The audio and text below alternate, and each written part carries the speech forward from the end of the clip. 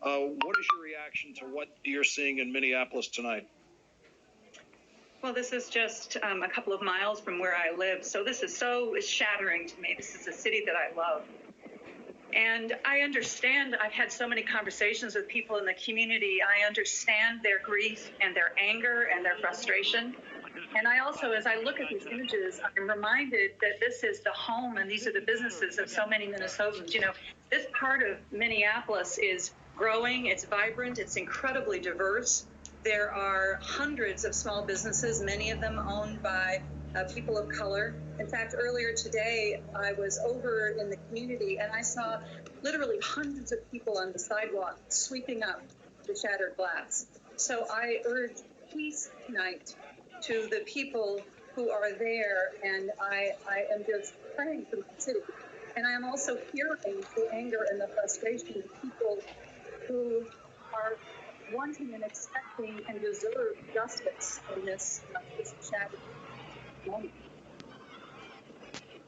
Do you have confidence in the criminal investigations that are being conducted now, both the federal and the state investigation?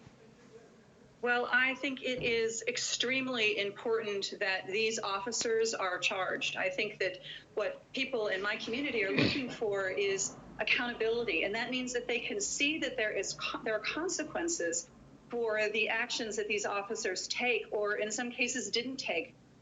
To see the members of the force standing around and watching while Mr. Floyd's neck was being pressed to the ground and he literally appears to be suffocating is just devastating to watch. So I need to see action, and I think that that is where so much of the anger and sadness is coming right now from my community, because they also want to see action. I want to just say one other thing, which is that we are asking the Justice Department to step up as well and do a comprehensive look at the patterns and practices in the Minneapolis Police Department around racial discrimination and violent policing. This is the systemic accountability that we need. Senator, do you believe that that police department has a problem and has had a problem for a while? I do believe that. You know, I was once the chief of staff for the mayor of Minneapolis. I know this police department. I want to say that I have respect for Chief Arredondo. I knew him when he was a junior officer, and I was the chief of staff for the mayor. And one of the things that grieves me is that I know that there are officers in this police department that are good,